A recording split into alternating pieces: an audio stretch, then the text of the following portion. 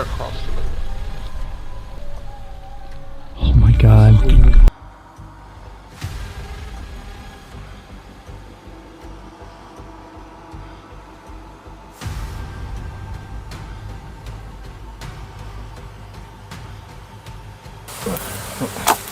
There she goes. It full on felt as if somebody like full hand grabbed. Wow. And he calls this the Goliath tracks. Dude, that thing's mad.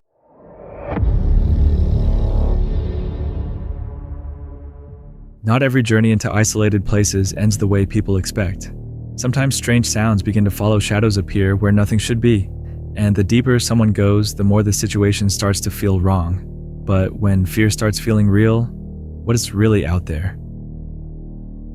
On November 8th, 2021, YouTuber Josh from Exploring With Josh entered a remote forest in Kentucky to look for possible signs connected to Bigfoot. There he met a researcher named Jeff who had physical evidence suggesting that something large might have been moving through the nearby hills. Jeff first showed him a cast of what he identified as a juvenile footprint. The print had been discovered after a loud crashing sound came from the brush. The toes were spread apart, which Jeff believed indicated that a heavy animal had suddenly stopped while stepping into deep mud. We're going to talk about this Bigfoot stuff and also what Jeff's holding. So this track, and the toes are kind of messed up a little bit. Right. Because of the mud and everything that was on the ground at the time. Actually, the first print I ever saw in the woods, because I was very skeptical, and I'm still on the fence because I haven't actually seen the big guy. Stuff that makes you think, what's going on here? But this track, you can see the toes there. You can see There's the last three. And then the other two are right here because of the mud on the ground. Yeah, because it's pressed down. But this would have been a female or a juvenile because it's smaller. Can I touch it? Yeah. Is that okay? Yeah, go ahead. The search became more serious when Jeff revealed the so-called Goliath tracks. These prints were far larger than a human hand, and were believed to come from an 8-foot creature that some think watches hikers from the quiet ridgelines above. My channel is creatures and cryptids and things. Right. You know, ghost, weird stuff. Yeah, if you're in the Because Bigfoot field, yeah. There's some Bigfoot people that believe that he's not so much flesh and blood and he's like Like you a know, mystical. paranormal, aliens, Right. mystical. Now these are the big boys.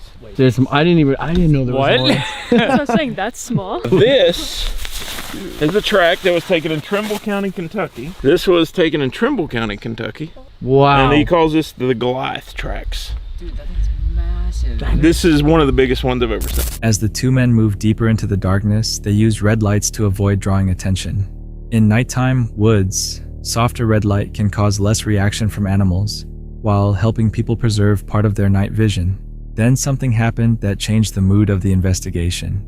A heavy wood knock echoed through the forest strong enough to feel like it traveled through the ground. I've actually found corn husk, on the other side of the river.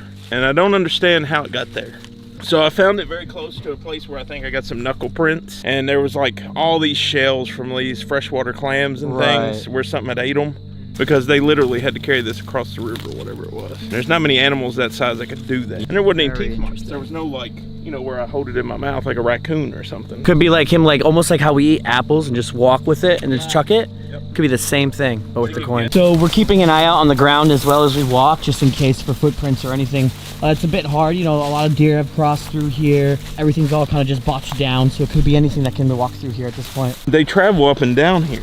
Right. To drink out of the river. And so this is where I found one track was down there. To them, it seemed less random and more like a signal coming from something nearby. Not long after coyotes suddenly broke into loud screams less than 100 yards away. Jeff explained that coyotes are often connected to Bigfoot sightings almost as if they act as a natural warning whenever something large moves through the area. And that's probably about 100 yards away. They're next to us. That's fucking terrifying. That's behind us. Holy fuck. Dude, I don't think I've ever heard a coyote like that. It sounds like a dog, but it's worse. I'm scared. You think, what do you think they're doing? Calling more people? They communicate that way. Then a deep rough growl cut through the silence. Jeff quickly reached for his firearm as strange vocal sounds appeared to come from something unseen moving beside them through the thick forest. For my eyesight, in case I have to shoot things, that's getting pretty intense. Yeah, it is. It's Started getting to back out intense a as little fuck. bit because there's something very big growling at us. It is between us and the river, so I'm not sure where it came from. Weird things behind Yes. us. And at one point, I was hearing voices and talking and like chanting or Now, something. I will tell you this, I don't sometimes know. in Bigfoot sightings, and it's where they try to duplicate our voices. the hell? So they call it faux speech, and they try to like duplicate what they hear. If that's real, what if that's what you heard? Dude, wait. That's coyote. Hang on. See, those coyotes are... They're across the river. Oh my god. We need to listen for other vocals. But the thing... Something said, okay. At that point, they decided to leave and headed straight toward the road, but something did not feel right. Instead of reaching the way out, they somehow ended up back at the river, as if they had walked in a perfect circle without realizing it. Shit, I'm not doing no like Blair Witch shit. Like, how did we get back here? This is where we first started. Yeah, dude, we literally just went in a circle. And they're never gonna believe this because it's you two. Yeah. How the hell did we get back here? I don't know. How did we get to the river? That actually doesn't make any sense. We're back where we started. We haven't heard him in a little That while. makes no sense. It don't though. No, it doesn't. Okay, let's just talk about this. Be like, oh, they're trying to get views. We have no clue how we just got back to the river because we were walking straight to the gravel road. I've been in these woods a ton. And I don't want to do this. Maybe the sounds, the coyotes, and the strange route were all separate things happening at the same time. Or maybe the forest was confusing them more than they realized. But if they were really walking straight toward the road, how did they end up back where they started? This footage feels unusual for one simple reason: almost nothing actually happens.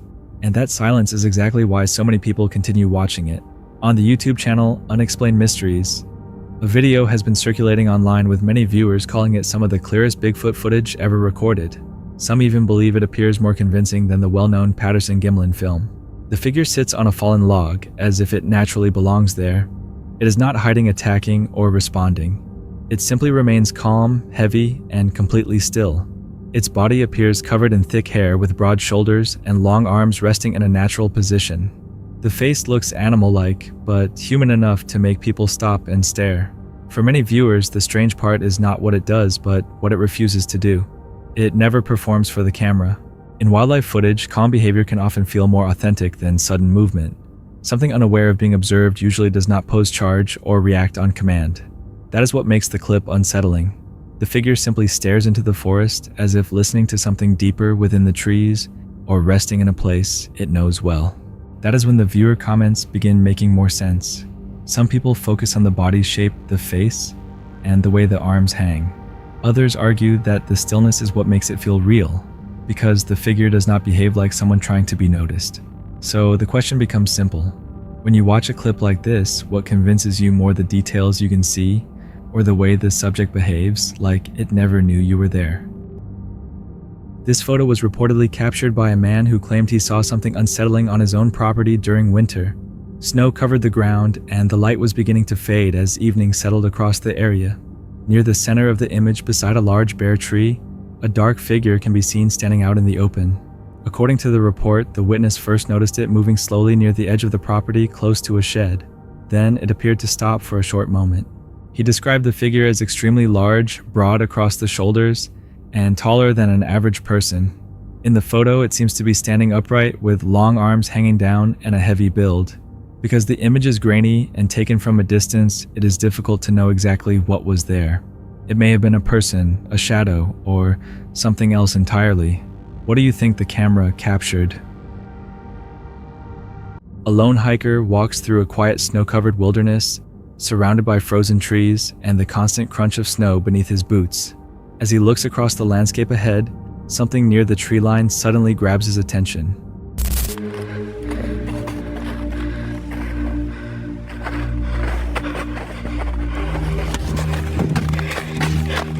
Partially hidden among the trees is a large dark figure standing in the distance. It does not move. It simply remains there, tall, broad, and motionless, almost as if it is watching him from the edge of the forest. The man stops where he is trying to understand what he is seeing against the bright white snow. For several tense moments, the figure stays in place. Then slowly, it disappears back into the woods. Shaken by what he just witnessed, the hiker is left with one unsettling question. Was it simply another person out there, or did he witness something far harder to explain? Deep in the remote forest of the Ozark Mountains, a parabolic microphone records strange howls and sharp screams echoing through the night. The sounds move across the dark woods, seeming to shift between the trees as they grow louder and increasingly unsettling.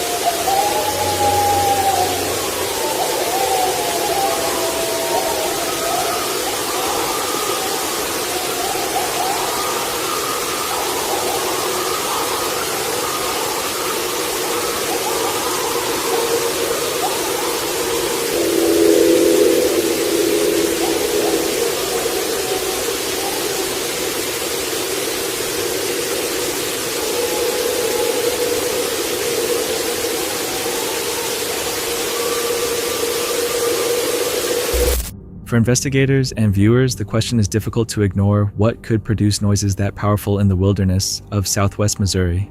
From audio alone, it is hard to know. There may be a normal explanation, but the way the sounds travel through the forest leaves room for doubt. If you heard them in the dark, would you stay? Late one night, a man hears unusual sounds coming from deep in the woods behind his home.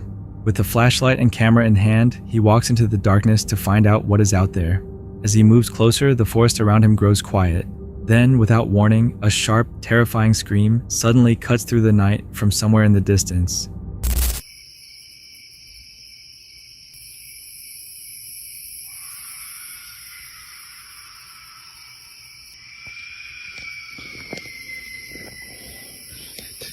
Oh my god.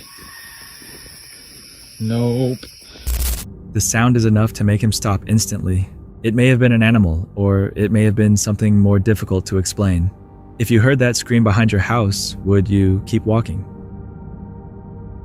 On January 25th, 2026, YouTuber Lomar from Paranormal Discovery set out snowshoeing across an isolated Appalachian summit. He was searching for a winter challenge in the Ingram Wilderness, but almost immediately, the mountain seemed to push back against him. What's going on, guys? Welcome back to another haunted campo. Yes, we are back here in the Ingram Wilderness. I keep coming back to the spot because we keep finding stuff, hearing stuff, and camping out, and just almost every time we come here, something crazy happens, so... Fresh tracks soon appeared across the deep snow.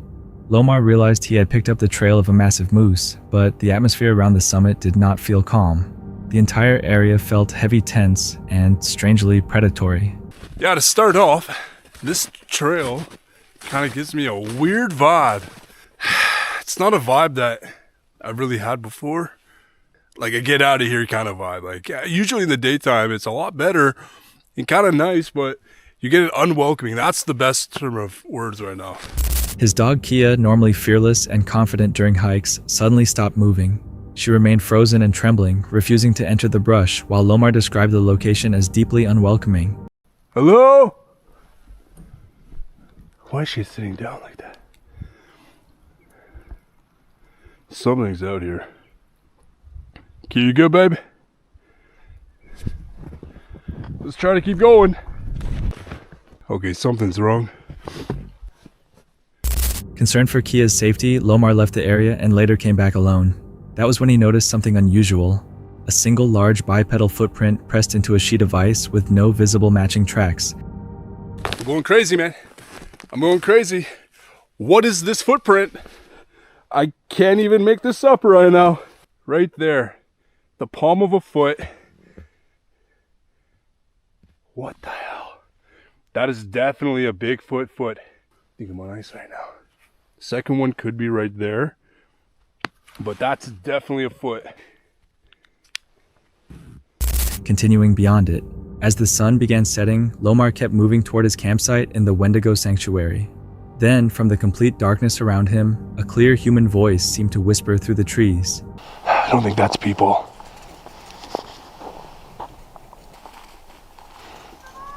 Whoa!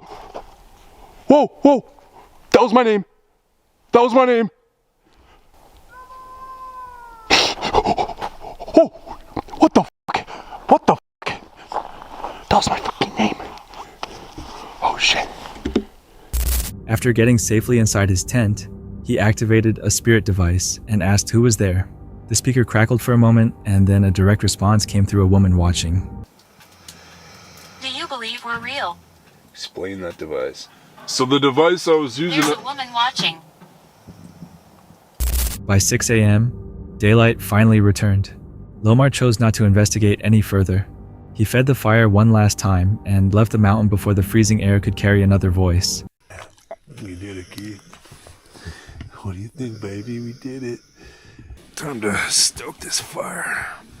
You can kind of see how the heat just totally melted the ground. You can actually see the real ground now. I'm gonna save that. Damn, I need a coffee. Key is still out.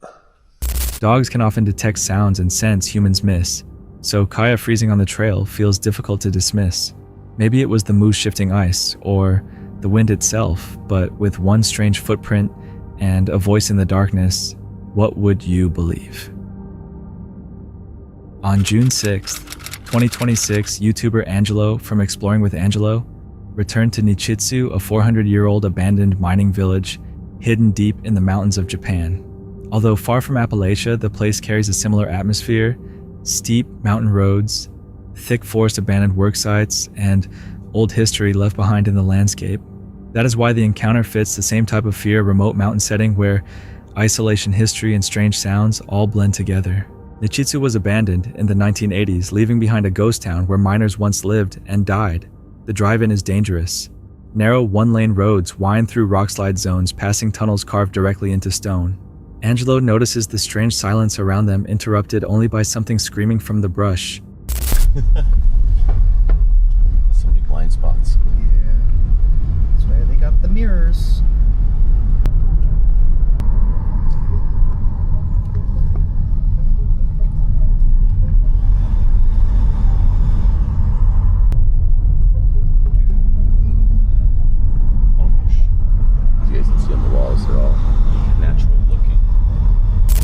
The atmosphere changes as they reach the center of the ruins.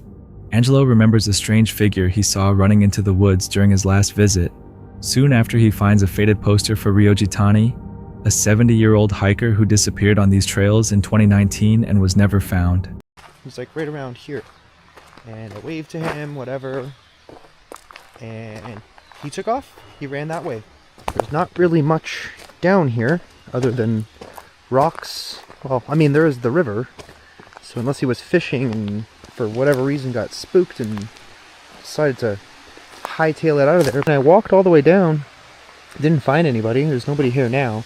So that was kind of strange. And then that's when I started looking it up, and I found a bunch of stories. There was a story of a lady who was coming through here at night.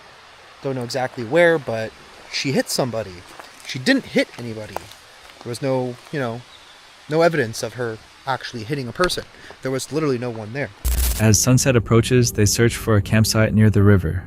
While crossing a trash-covered area, Angelo suddenly freezes after feeling what seems like a cold hand grab and pull his leg, similar to his earlier experience at Lake Chozenji. The hell? Something legit just grabbed my freaking leg. There's definitely something like connected to this this particular spot. I think it's this man. Whoever this man is connected. There she goes. It full on felt as if somebody like full hand grabbed me.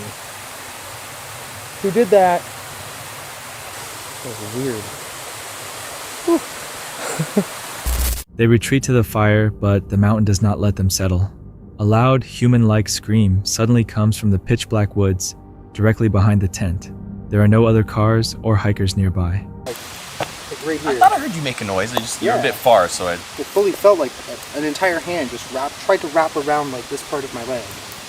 You definitely ask some questions. Or maybe, just presumably, what if it's the spirit of that man who's been missing for 7 years? We can presume that he's no longer with us at this point. Yeah, I mean... It's been 7 years. Yeah. Who knows what happened? He could have had a heart attack. He could have hurt himself. Anything could have happened. Well...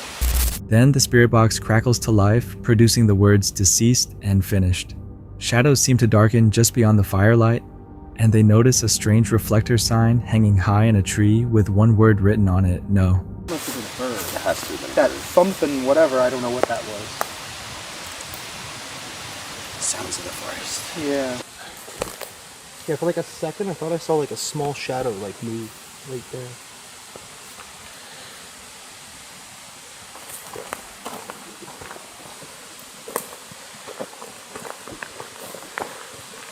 I don't trust this mound.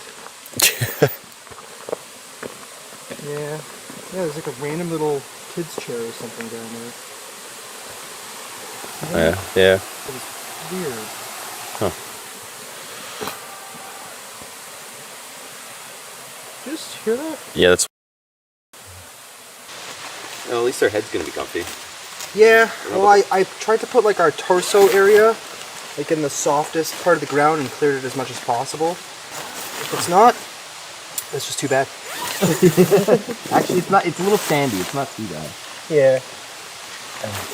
Exhausted and uneasy, they finally crawl into their tents. Angelo leaves a camera recording the darkness outside, hoping both of them make it through the night safely. When a missing hiker, a cold hand, and a voice from the woods all happen in the same night, what would you think was really happening there?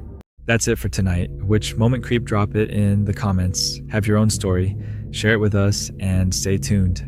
The next one is even darker.